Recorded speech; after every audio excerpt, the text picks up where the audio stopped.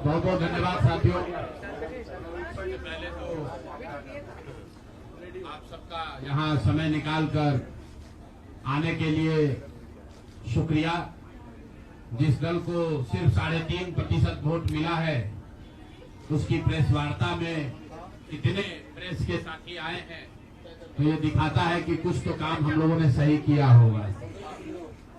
हम लोग बिहार आज से 3.5 साल पहले व्यवस्था परिवर्तन के संकल्प से आए थे। एक ईमानदार प्रयास किया है और उसमें बिल्कुल सफलता नहीं मिली, ये मानने में कोई गुरेज नहीं है।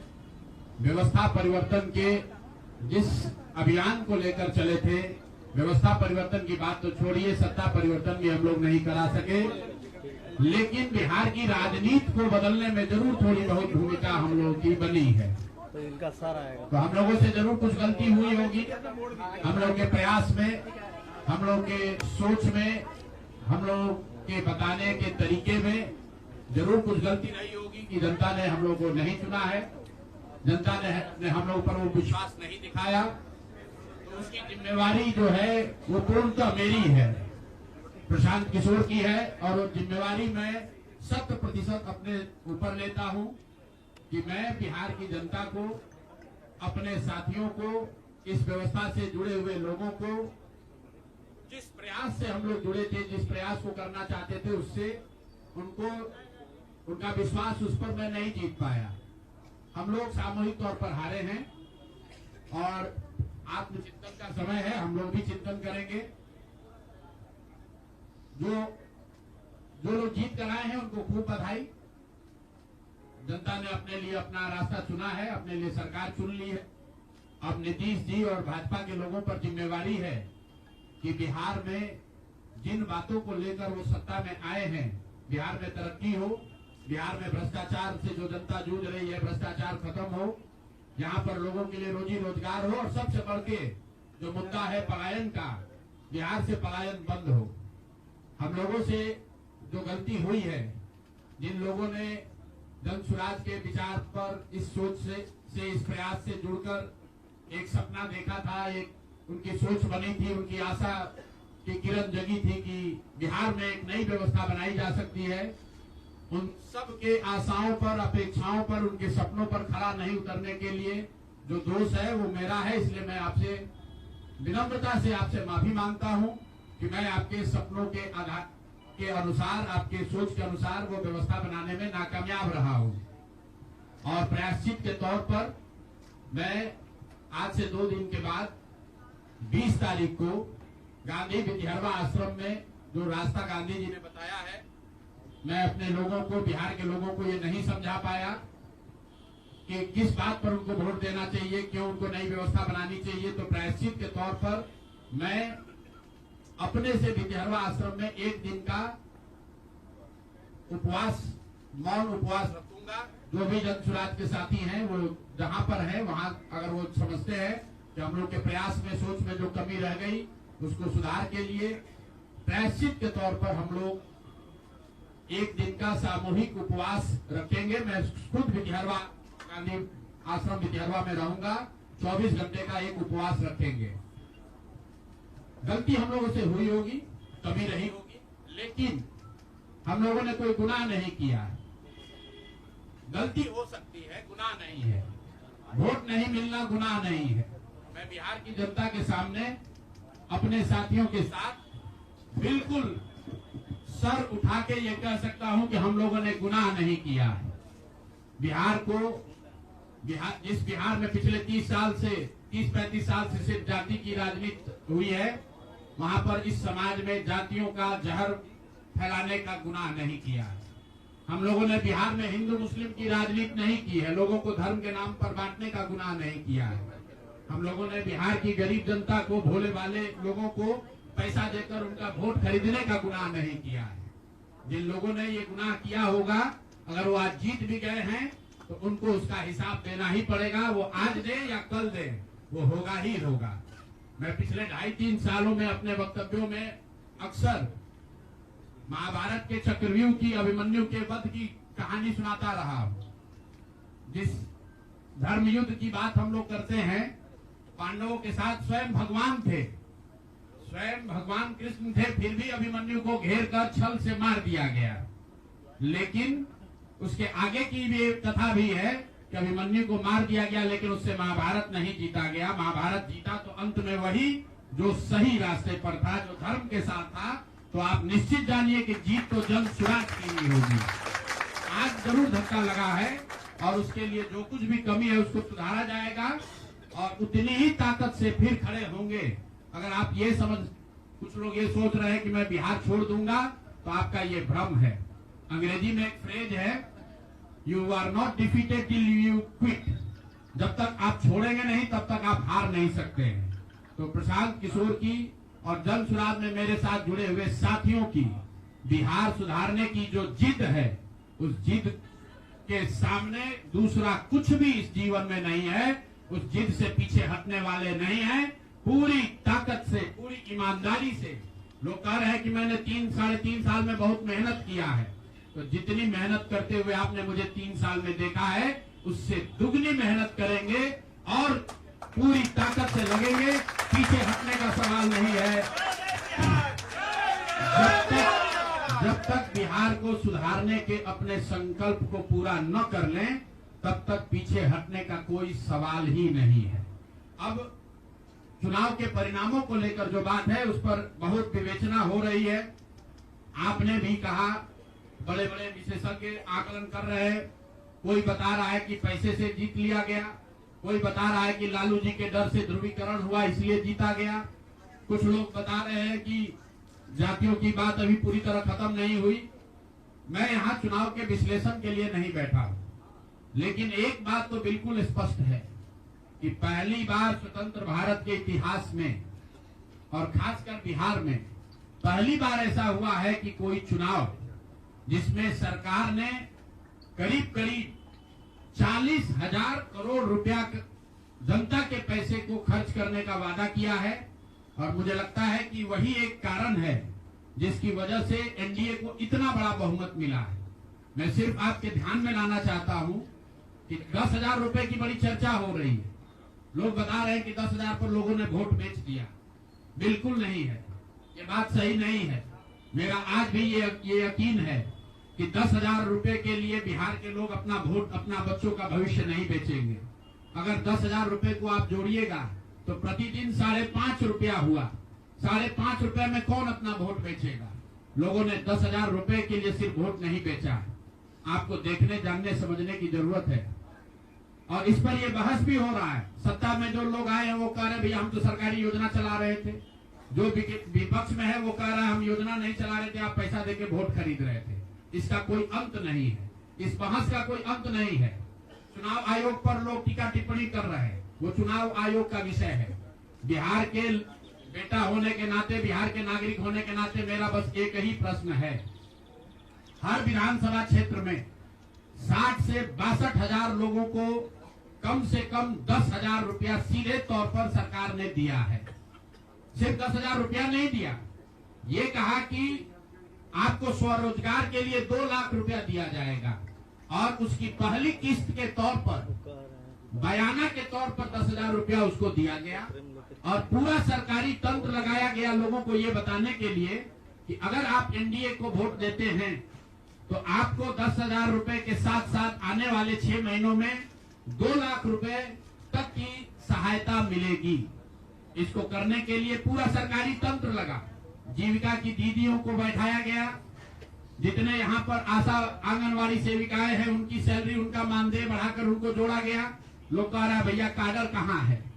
मेरे भाई 2 लाख लोगों को, आप ध्यान रखिए, सिर्फ 10,000 रुपए लोगों को नहीं दिया गया है। हर विधानसभा में, मैं बहुत जिम्मेवारी से जो सरकारी आंकड़ा है वही बता रहा हूँ, हर विधानसभा में 60 से 62,000 महिलाओं को 10,000 रुपया दिया गया है। करीब करीब 1 लाख आंगनवाड़ी सेविका, आशा वर्कर और ममता की से जुड़ी हुई महिलाओं को करीब करीब सरकार ने 10,000 करोड़ रुपया अलग से दिया है। इसके साथ ही विकास मित्र और टोला सेवकों को 25,000 रुपया एक बार में, और जो लोग प्रवासी मजदूर बाहर से आए उनको 5,000 रुपया दिया गया है कपड़ा के नाम पर। तो कुल मिलाकर 29,000 करोड़ रुपया, करीब करीब 29,000 करोड़ रुपया बांटा गया है। 40,000 करोड़ रुपए की योजनाओं की घोषणा की गई है। अब हम यहाँ इसलिए नहीं बैठे हैं ये कहने के लिए कि इसी वजह से हम लोग चुनाव हार गए। मेरा अब सीधा सरकार से एक आग्रह है कि आपने 2 लाख रुपए देने का वादा किया है, जनता ने आपको मत दे दिया, अब आप सत्ता में बैठे हैं, तो कृपा करके जो 1.5 लाख महिलाएं, 1.5 करोड़ महिलाएं हैं जिनको आपने 10,000 रुपया दिया है, उन सभी महिलाओं को अगले 6 महीने में 2 लाख रुपए तक देने की व्यवस्था कीजिए, क्योंकि अगर वो हो जाएगा तो बिहार से बेरोजगारी दूर हो जाएगी, बिहार से पलायन बंद हो जाएगा। और अगर आपने ये नहीं किया तो ये बिल्कुल स्पष्ट हो जाएगा कि आपने ये 10,000 रुपया किसी योजना के तहत नहीं दिया था, सिर्फ और सिर्फ वोट खरीदने के लिए दिया था। तो वोट खरीदने के लिए पैसा दिया गया है कि किसी योजना के तहत पैसा दिया गया है, सरकारी योजना के तहत, इसका प्रमाण इस बात पर है कि आने वाले 6 महीने में सरकार ने स्वरोजगार के नाम पर जो पैसा जारी किया है, उस क्षेत्र में और पैसा और मदद जारी की जाती है या नहीं की जाती है। हम लोग एक भी विधायक न जीते कोई बात नहीं, जन सुराज। और कई लोगों का सवाल है नीतीश कुमार को 25 सीट आने की बात है, तो मैं आपके सामने घोषणा कर रहा हूँ कि जो 25 सीट हमने बात कही थी उस पर बिल्कुल कायम है। अगर नीतीश कुमार ने, उनकी सरकार ने ये वोट खरीदा नहीं है, इनको 2-2 लाख रुपए दे दे, मैं बिल्कुल राजनीति से संन्यास ले लूंगा, उसमें कहीं कोई दिक्कत नहीं है, कहीं कोई दिक्कत नहीं। बिहार के 1.5 करोड़ लोगों को 2-2 लाख रुपया नीतीश कुमार दिलवा दे, मैं मान लूंगा कि हमारे आकलन में गलती थी, हमारी गलती थी। और हमारे आकलन की बात छोड़िए, अगर बिहार से बेरोजगारी दूर हो जाए, पलायन बंद हो जाए, 1.5 करोड़ परिवार, टोटल 2.5 करोड़ परिवार में अगर 1.5 करोड़ परिवार की गरीबी दूर हो जाए, तो प्रशांत किशोर को विधायक बनने की, राजनीति करने की कोई जरूरत नहीं है, हम दूसरा काम कर सकते हैं। आपका अगर ये सवाल है कि 25 सीट की बात है, बिल्कुल 25 सीट से ज्यादा नीतीश कुमार को ना आना चाहिए था, ना आता। एक ही फैक्टर है, ये पैसा बांटकर जो वोट आपने खरीदा है, खरीदने का आप पर इल्जाम है, तो इसको आप इतने 20 साल से आप मुख्यमंत्री हैं, तो आप इस इल्जाम को धो दीजिए। अगले 6 महीने में 1.5 करोड़ लोगों को, 1.5 करोड़ परिवार को स्वरोजगार की व्यवस्था कर दीजिए। और अगर नहीं कीजिएगा तो हम लोग यहीं पर हैं। मैं आपके सामने एक नंबर जारी कर रहा हूं, मेरा अपना व्यक्तिगत ऑफिस का 91-216, 91-216। जितने लोग हैं जिनको भी 10,000 रुपया का बयाना नीतीश कुमार सरकार ने, अधिकारियों ने, जीविका की दीदियों के माध्यम से दिया है, इस आश्वासन के साथ कि अगर आप नीतीश कुमार को, एनडीए को वोट देंगे तो आपको 2 लाख रुपया 6 महीना में मिलेगा। तो मेरे भाई अब समय चालू हो गया, आप आ गए हैं सत्ता में और हम लोग आराम से बैठे हुए हैं बिहार में।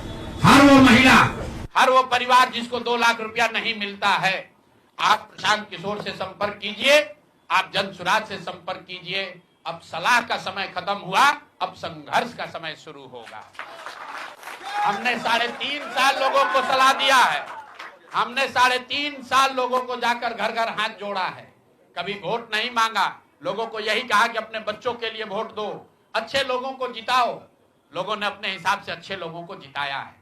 जिन मुद्दों पर जिताया है उसका मैं स्वागत करता हूं कि स्वरोजगार ही सबसे ज्यादा जरूरी है। उसका वादा एनडीए की सरकार ने किया है, नीतीश कुमार ने किया है, और 10-10 हजार रुपया बानगी के तौर पर, एडवांस के तौर पर उन महिलाओं को दिया है। तो अब अगले 6 महीना में उन सभी महिलाओं को, उन सभी परिवारों को नीतीश कुमार की स्वरोजगार का अवसर दे, उनको 2 लाख रुपए की मदद दे, ताकि वो 1.5 करोड़ परिवार के लोग बेरोजगारी से बाहर निकल सके, गरीबी खत्म कर सके और उनके बच्चे गुजरात में, तमिलनाडु में जाकर मजदूरी न करें। और अगर ये नहीं होगा तो हम लोग तो विधानसभा में हैं नहीं। जनता ने जो आदेश दिया है कि गांव-गांव घूमिए और लोगों की मदद कीजिए, तो जिनको भैया ये 2 लाख न मिले वो प्रशांत किशोर के पास चले आइए, जन सुराज के साथियों के पास आइए। आपकी आवाज बनकर, आपके साथ खड़े होकर ब्लॉक, पंचायत, डिस्ट्रिक्ट के ऑफिसेज में, सरकारी दफ्तरों में हम लोग चलेंगे। जरूरत पड़ेगा नीतीश कुमार, क्योंकि उन्होंने कहा है कि 10,000 रुपया जब मैं जीत कर आऊंगा आपको 2-2 लाख रुपए दूंगा, ताकि सब लोग अपने पैर पर खड़े हो जाएंगे। तो जन सुराज के लोग अब ब्लॉक में, और जिन लोगों ने, आपने सुना होगा सहारा में लोगों को कहा गया पैसा डबल हो जाएगा, सहारा के जिन लोगों ने एजेंट बनकर समाज सहारा में पैसा जमा कराया, सहारा वाले भाग गए तो लोग एजेंट को खोज रहे हैं। तो जो सरकारी अफसर नेतागिरी कर जिन लोगों ने किया है, सरकार की ओर से आश्वासन दिया है कि आपको रोजगार देंगे, 2 लाख रुपया देंगे, जो जिन जीविका की दीदियों ने एक एक महिला को जाकर समझाया है, बूथ पर बैठकर वोट दिलवाया है, सिंबल सिखाया है, क्रमांक संख्या बताया है, वो जीविका की दीदियों की जिम्मेवारी है कि जिनको आपने ये काम कराया है, जिनके बच्चों का भविष्य आपने 10,000 रुपया में आपने सौदा कराया है, उनको पैसा मिले। और अगर वो 2 लाख रुपया नहीं मिलेगा तो 6 महीने का समय है, 6 महीने के बाद हर वो व्यक्ति जिसको पैसा नहीं मिले उसके लिए जन सुराज का, प्रशांत किशोर का दरवाजा खुला हुआ है। हम लोग आपकी आवाज बनेंगे, आपके साथ खड़े होंगे। हम लोग विधायक सांसद नहीं है, लेकिन समाज में हमारी ताकत जो आवाज है, आपके वो आवाज आपके साथ जोड़ेंगे और हर हालत में आपको ये 2 लाख रुपया मिले, इसकी लड़ाई को जारी रखेंगे। दूसरी बात जो कह के मैं खत्म करूंगा, चुनाव से पहले सरकार के भ्रष्टाचार को लेकर इसी जगह पर हम लोगों ने कई प्रेस कॉन्फ्रेंस किए हैं। नीतीश कुमार को कभी व्यक्तिगत तौर पर बेईमान नहीं बताया गया है, भ्रष्ट नहीं बताया गया है, लेकिन हम लोगों का ये मानना था कि नीतीश जी का स्वास्थ्य अच्छा नहीं है, अगल बगल के लोग लूट रहे हैं, चला रहे हैं। अभी परिणाम आए हैं, नीतीश जी को देखकर लग रहा है कि नीतीश जी बिल्कुल स्वस्थ दिख रहे हैं। तो अब मेरी उनसे अपेक्षा है कि 2 दिन के बाद अभी मंत्रिमंडल बनने वाला है। कल प्रधानमंत्री जी ने भी कहा है कि बहुत बड़ी जिम्मेवारी है, हम लोग इलेक्शन मोड में नहीं, इमोशनल मोड में हैं। तो उसी इमोशनल मोड में मेरी आपसे अपेक्षा है कि भारतीय जनता पार्टी की लीडरशिप और नीतीश कुमार एक ऐसा स्वच्छ मंत्रिमंडल बनाएं जिसमें कोई दागी मंत्री न हो, कोई भ्रष्टाचारी न हो। जनता सरकार बनाने का मैंडेट दिया है, भ्रष्टाचार करने का, भ्रष्टाचारियों को सरकार में शामिल करने का मैंडेट नहीं दिया है, भ्रष्टाचार करने का मैंडेट नहीं दिया है, लूटने का मैंडेट नहीं दिया है। तो मैंडेट, बिल्कुल मैंडेट का सम्मान है। जनता लोकतंत्र है, जनता मालिक है, जनता ने जिनको सत्ता में बैठाया है वो सत्ता में बैठे, लेकिन सत्ता में बैठकर लूटने का मैंडेट जनता ने नहीं दिया है। तो मेरी अपेक्षा है कि नीतीश जी, माननीय प्रधानमंत्री मोदी जी, अमित शाह जी, जिन्होंने बिहार की जनता को यह बताया है कि हम आपका विकास करेंगे, आपके बच्चे अब गुजरात नहीं जाएंगे मजदूरी करने, तो भाई अब आपकी जिम्मेवारी है ऐसा मंत्रिमंडल बनाइए ताकि बिहार के लोगों का पलायन बंद हो, यहाँ से बेरोजगारी खत्म हो, और जो पिछले 5 साल से लोग भ्रष्टाचार से जूझ रहे हैं वो आगे भ्रष्टाचार न हो। मेरी बात यहाँ खत्म हुई। अब आपके जो सवाल हैं वो आप सवाल कर सकते हैं। बहुत बहुत धन्यवाद।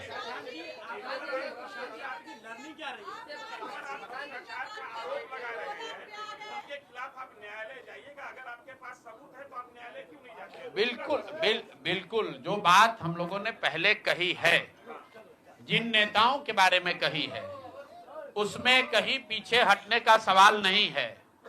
मैंने आपको कहा था कि प्रेस के जरिए उसको बताया गया, ये अपेक्षा की गई कि सरकार में के जो मुखिया हैं उस पर एक्शन लेंगे, उन्होंने एक्शन नहीं लिया। दूसरा, जनता की अदालत में गए, जनता ने भी उन्हीं नेताओं को फिर से जिताकर भेज दिया। कई लोग जिन पर इसी जगह पर मैंने आरोप लगाया है, जिनके आरोपों की बात कही गई है, उनको जनता ने भारी मत से जिताकर भेजा है। तो भाई अब जिम्मेवारी है सरकार के मुखिया के तौर पर नीतीश कुमार जी ये तय करें कि वो लोग सरकार के हिस्सा होंगे कि नहीं होंगे। अगर होते हैं तो निश्चित तौर पर जनता के बीच में भी उनके खिलाफ जाएंगे और जहां जरूरत पड़ेगी कोर्ट में भी जाएंगे। 70,000 के सीएजी के मामले में जो सीएजी ने 70,000 रुपए के अनअकाउंटेड मनी की बात कही है, उस पर ऑलरेडी जन सुराज हाईकोर्ट में रीट हम लोगों ने फाइल किया हुआ है। जहां तक व्यक्तिगत मामले हैं, जिन 4 नेताओं के बारे में बात की गई है, जैसे ही मंत्रिमंडल बनता है और अगर वो लोग फिर से सरकार में शामिल होते हैं, सरकार के हिस्सा बनते हैं, तो हम लोग निश्चित तौर पर न्यायालय का दरवाजा खटखटाएंगे।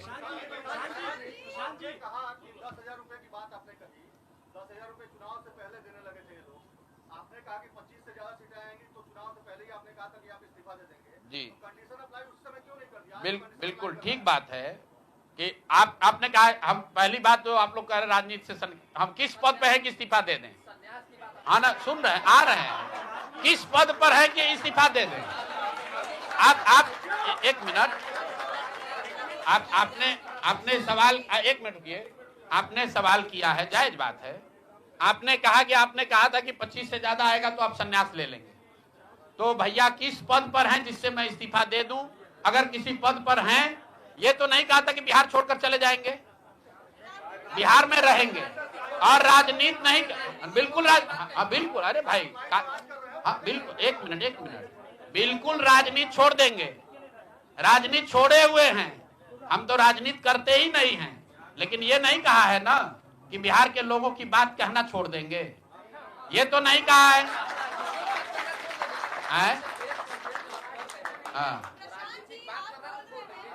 नहीं, आपने, ऐसा है, हमने कहा कि अगर 25 से ज्यादा सीट आएगा तो राजनीति छोड़ देंगे, बिल्कुल बात पर कायम है।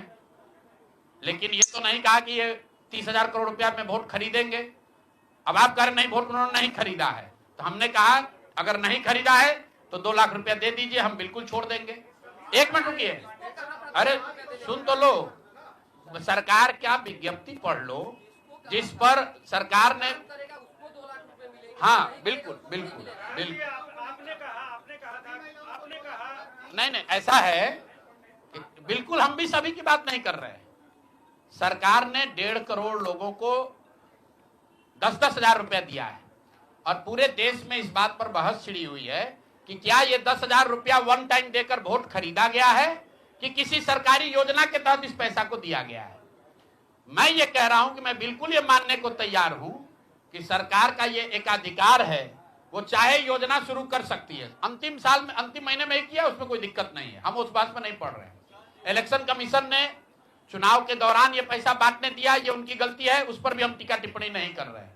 हम तो ये कह रहे हैं कि जिस योजना के तहत आप जीत कर आए हैं उस योजना को लागू कर दीजिए। हम लोग को बिहार में रहने की भी जरूरत नहीं है, बिहार ही छोड़ देंगे, राजनीति की क्या बात कर रहे हैं?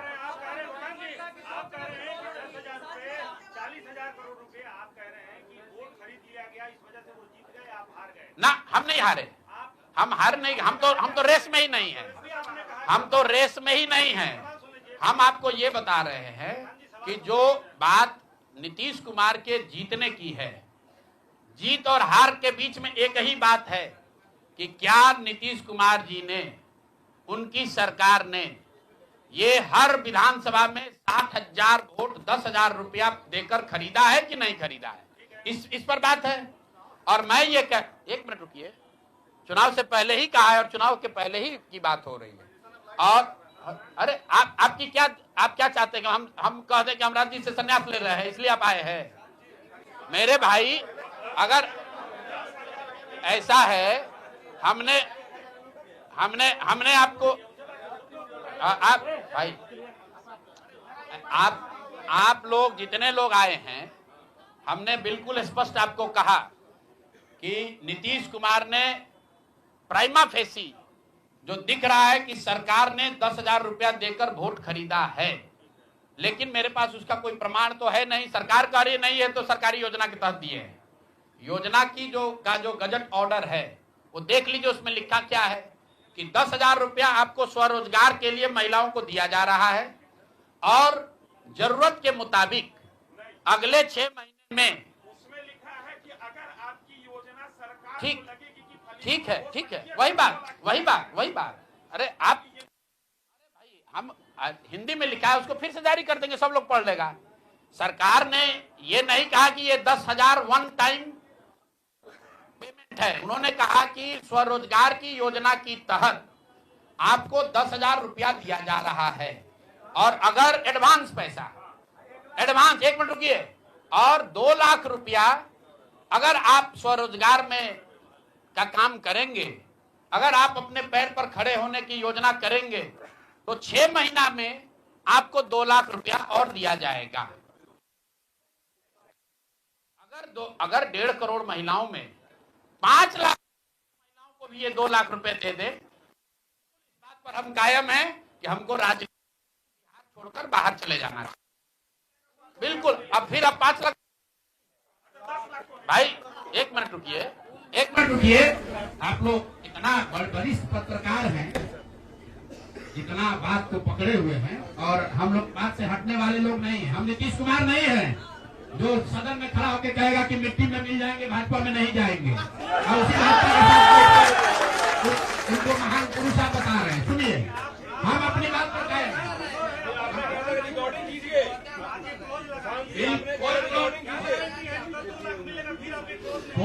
कोई क्लॉज नहीं लगाएंगे।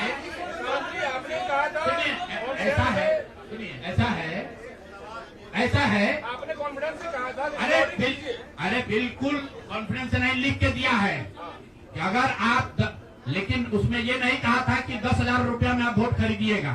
अगर हर विधानसभा में 10,000 रुपया नहीं दिया गया है तो आप बता दीजिए ये सत्य नहीं है। आप कह रहे हैं कि आप राजनीति छोड़ दीजिए, तो हम राजनीति के किस पद पर है जिसको छोड़ दें? आप बता दीजिए।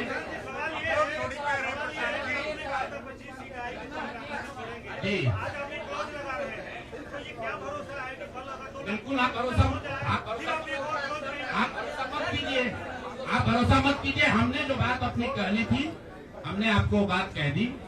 हम अभी इस बात पर अपने आकलन पर कायम हैं कि 3 वर्ष की बिहार की गांव-गांव की यात्रा के बाद जो मुझे दिखा, जो समझ में आया, उसके हिसाब से नीतीश कुमार को 25 से ज्यादा सीट नहीं आना चाहिए था, सिवाय इसके कि उन्होंने हर विधानसभा में उनकी सरकार की ओर से 10,000। 1 मिनट भैया, अरे आया है भाई, आया है लेकिन उसके वो खरीद के आया है कि नहीं वो भी दिख जाएगा 6 महीना में।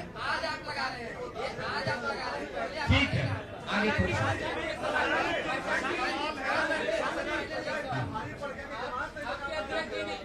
बिल्कुल, ये हमने आपको अपने वक्तव्य में कहा कि हम लोग बिल्कुल असफल साबित हुए। हमने जो बात यहाँ बिहार के लोगों को बताई वो लोगों को समझ में नहीं आया है, लोगों को स्वीकार्य नहीं है। हम अपनी गलती मान रहे हैं, लेकिन जो मैंने आपको कहा कि वोट नहीं मिलना, सुनिए, वोट नहीं मिलना गुनाह नहीं है, वोट नहीं मिलना क्राइम नहीं है। हमने भ्रष्टाचार नहीं किया है, हमने हिंदू मुस्लिम नहीं किया है, हमने जाति की राजनीति नहीं की है, हमने वोट नहीं खरीदा है। चलिए आगे बढ़े। पूरे प्रेस वार्ता में एक ही व्यक्ति को नहीं पूछेंगे।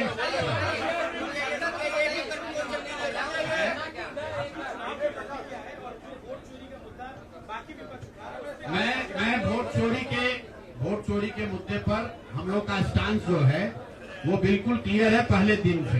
ये बिहार का मुद्दा नहीं है।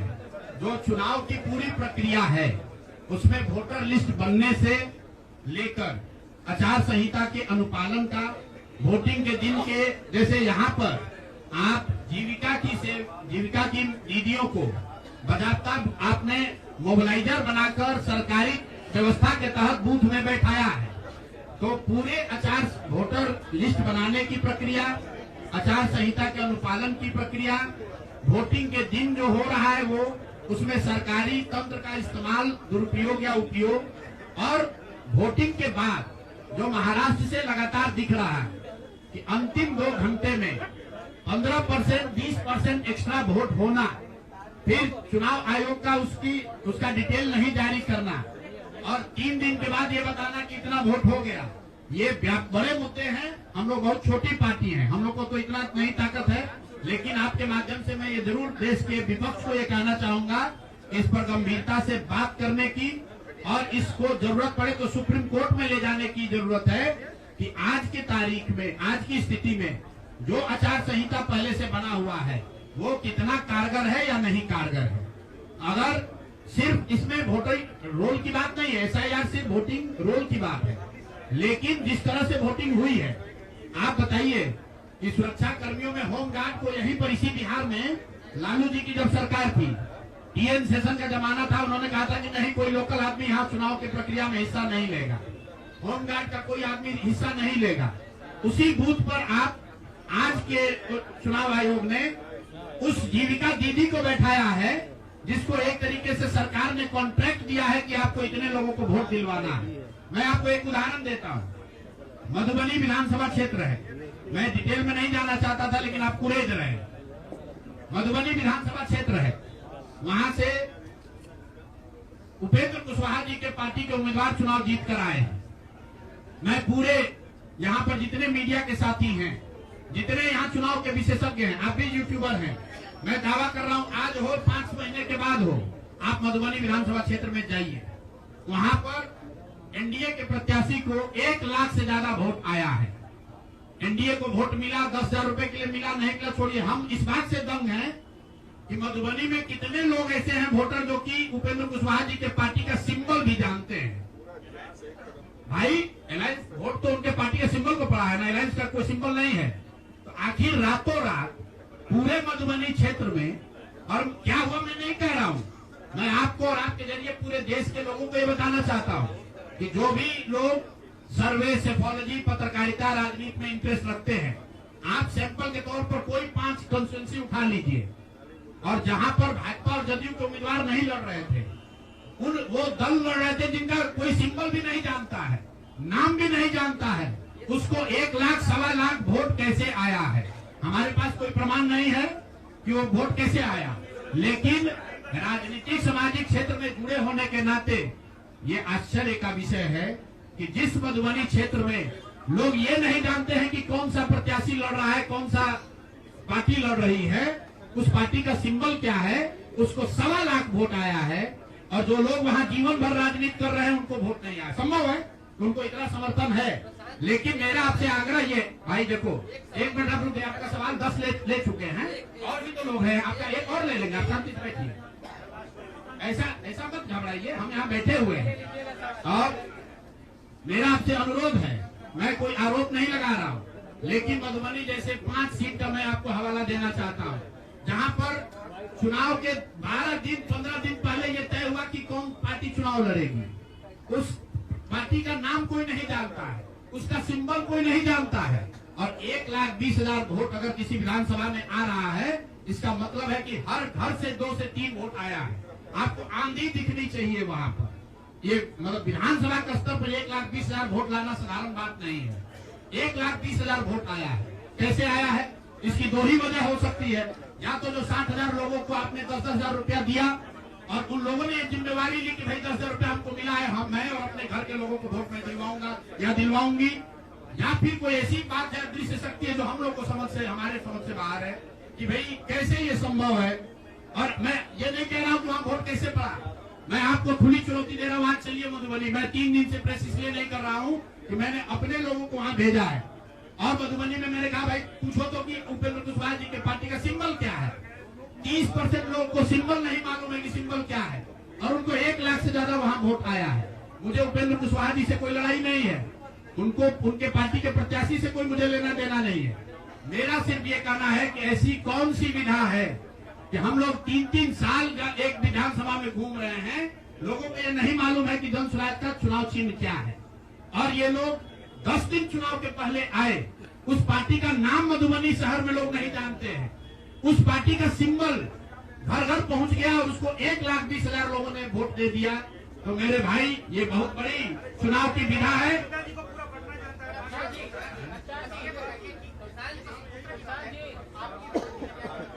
भारी चूक हुई, मैंने आपको पहले कहा कि भारी चूक हुई, और जो भी चूक हुई है उसको सुधारने के लिए पूरी ताकत लगाएंगे, फिर से बैठेंगे, ड्राइंग बोर्ड पर जाएंगे और देखेंगे कि जो चूक हुई है उसको कैसे सुधारा जाए।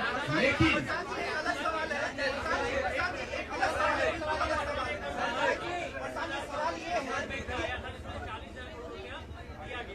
नहीं, जो टोटल पैसा सरकार ने अनाउंस किया है सितंबर अक्टूबर में, अगस्त और सितंबर को अगर आप जोड़ लेंगे तो कुल 18 योजनाओं की सरकार ने घोषणा की है, उसमें कोई गलती नहीं है।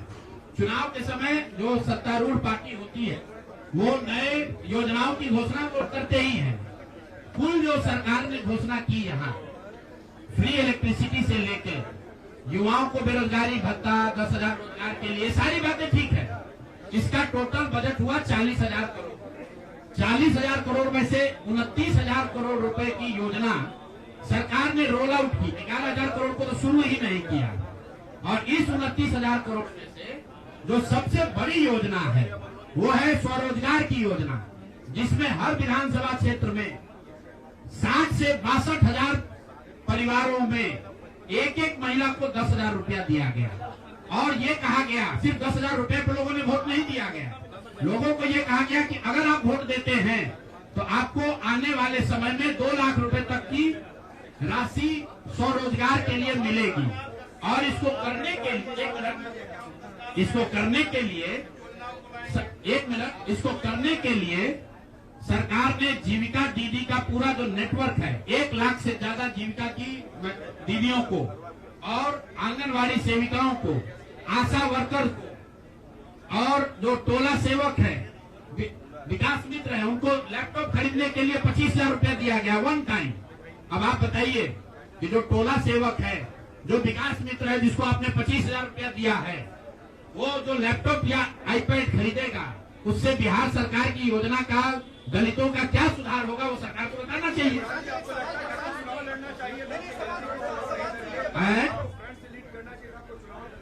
भैया ऐसा है कि जब हमारे दोस्तों हमारी बात को जनता ने माना ही नहीं है तो हम लड़े या न लड़े।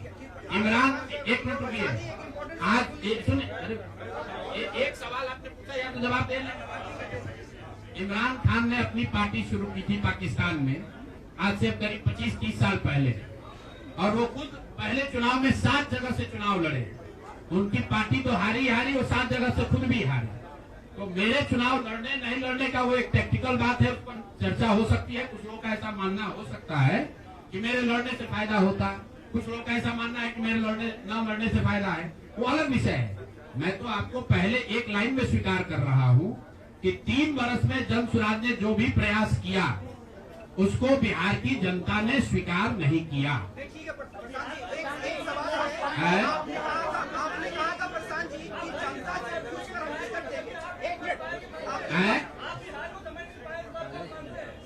बिहार को मैं समझ नहीं पाया, बिल्कुल मान लेंगे, इसमें क्या दिक्कत है। आप मेरे सुनिए, ऐसा है कि मुझे बिहार की समझ कम है या नहीं है, ये कह देने मात्र से अगर आप बहुत खुश हो जा रहे हैं तो आप खुश हो जाइए कि हमको बिहार की समझ नहीं है।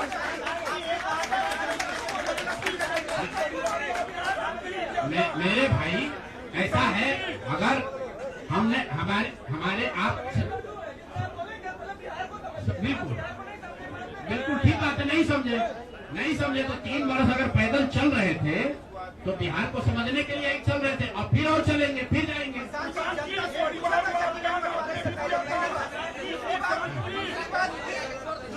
कई प्रत्याशियों ने आरोप लगाए, टिकट वितरण पे सवाल खड़े किए थे। क्या लगता है जनता उससे भी डाइवर्ट की प्रशांत किशोर कहा? ऐसा है, सुन लीजिए, ऐसा है, पूरे महीने, पूरे चुनाव के दौरान मैंने आपको पहले कहा कि हमसे गलती हो सकती है, लेकिन हम लोगों ने गुनाह नहीं किया।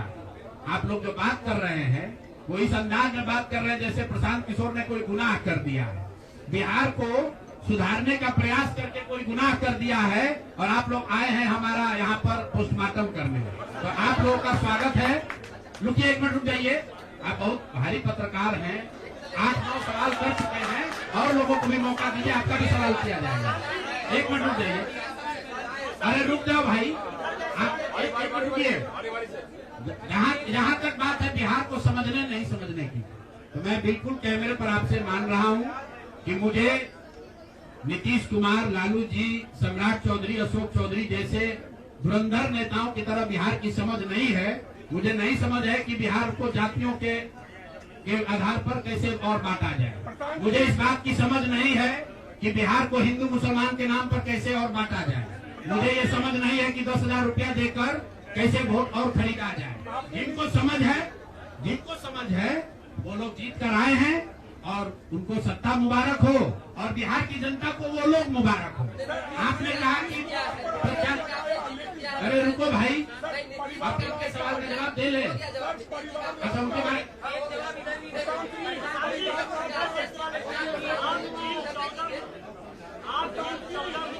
बनाने का बात कर रहे थे, क्या आपको लगता है कि आपका उनमें अहम योगदान रहा है? कभी खास करके बिहार के कोई योगदान नहीं है। आप लोग जो हम लोग बोलते रहे हैं उसको जाकर देख लीजिए। आपने कहा कि उम्मीदवार गलत चुने हैं। यहाँ जितने लोग बैठे हुए हैं, हमारे बगल में केसी सिन्हा जी चुनाव लड़े हैं कुम्हरार से, ये तो हमको पैसा देके टिकट नहीं खरीदे होंगे। और कुम्हरार की जनता ने केसी सिन्हा को हराकर किसी दूसरे को जिताया। हमारे बगल में वैदी गिरी जी बैठे, मांझी से इनको हराकर जनता ने किसी दूसरे को जिताया है। तो मेरे भाई, मैं समझता हूँ कि अगर केसी सिन्हा नहीं जीते तो उससे केसी सिन्हा के जीवन पर कोई फर्क नहीं पड़ेगा मेरे भाई, कुम्हरार की जनता के जीवन पर फर्क पड़ेगा। अगर आपने मांझी से वैदी गिरी को हरा दिया तो वैदी गिरी का कोर्ट का प्रैक्टिस नहीं बंद हो जाएगा, मांझी के लोगों की दिक्कत जो है वो बढ़ेगी। लेकिन फिर वही बात है, जनता मालिक है, वो वही चाहते हैं। अगर आप खिचड़ी खाना चाहते हैं तो आपको कोई पुलाव कैसे खिला देगा? आप खिचड़ी खाइए और आनंद लीजिए।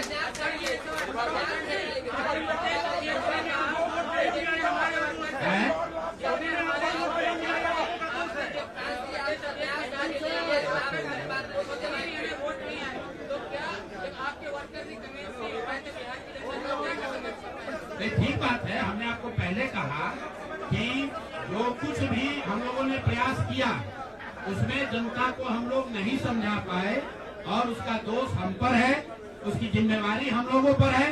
और लेकिन अगर नहीं समझा पाए तो उसको समझाने की जो आगे की जिम्मेवारी है वो भी हम ही पर है।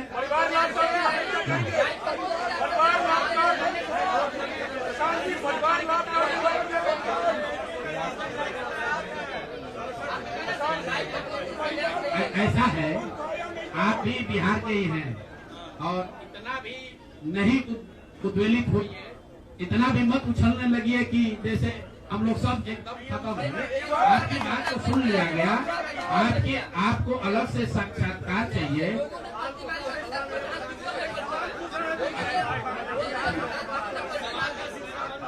चलिए आगे बढ़िए।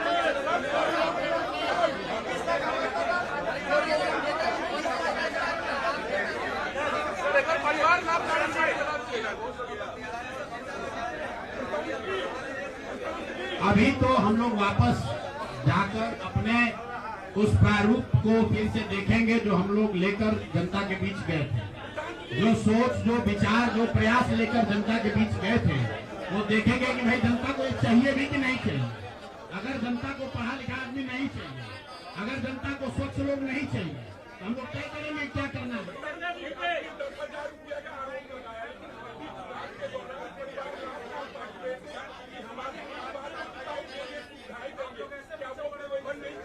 तो लोग देखिए, चुनाव के दौरान वादा करना एक बात है और किसी को रुपया दे देना दूसरी बात है। पहली बार देश के इतिहास में ऐसा हुआ है कि वोटिंग के पहले 2 दिन पहले, 4 दिन पहले आपको बजाबता घर बुलाकर 10,000 रुपया दिया गया है और ये कहा गया है कि आप अगर एनडीए को वोट देंगे, नीतीश कुमार को वोट देंगे तो आपको 2 लाख रुपए तक की और राशि आगे मिलेगी। ऐसा इस देश के राजनीतिक इतिहास में पहले कभी नहीं हुआ है। ऐसा कभी नहीं हुआ है कि आचार संहिता के बाद, आचार संहिता लागू होने के बाद आप एक विधानसभा क्षेत्र में 60 से 62,000 महिलाओं को 10-10 हजार रुपया दे रहे हैं और आप राजनीतिक सूचिता की बात करते हैं। ये बात उचित नहीं है।